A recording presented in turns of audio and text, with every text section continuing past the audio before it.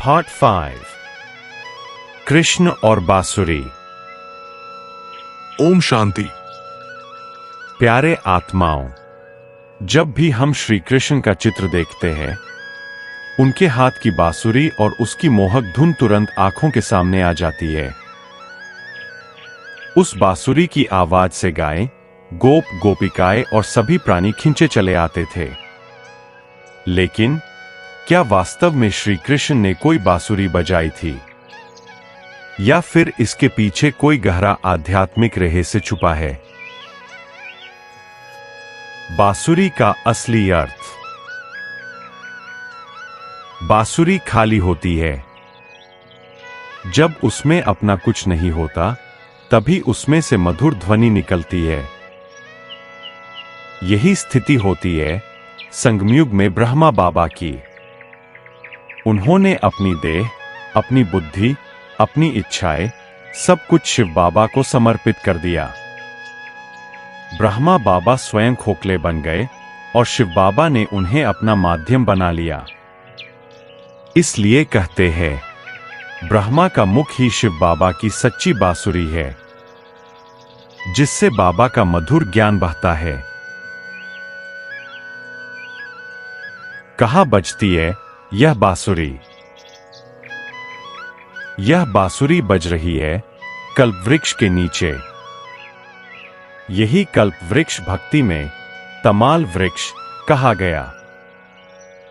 और इसकी ध्वनि सुनकर नशे में सोई हुई आत्माएं, जिन्हें भक्ति में गायें और गोप गोपिकाएं कहा, उस सुप्रीम सोल शिव बाबा की ओर खिंच आती है। कृष्ण और बांसुरी का संबंध। भक्ति मार्ग ने इस सत्य को एक सुंदर रूपक में बदल दिया। उन्होंने बांसुरी को श्री कृष्ण के हाथ में दिखाया और गायों व गोपियों को उनके प्रेम में डूबा हुआ। लेकिन ज्ञान मार्ग हमें बताता है, असल में संगमयुग पर शिव बाबा ही बांसुरी बजा रहे हैं। ब्रह्मा बाबा उस बांसुरी का माध्यम है, और वही ब्रह्मा आत्मा आगे चलकर सत्ययुग का श्री कृष्ण और फिर नारायण बनती है।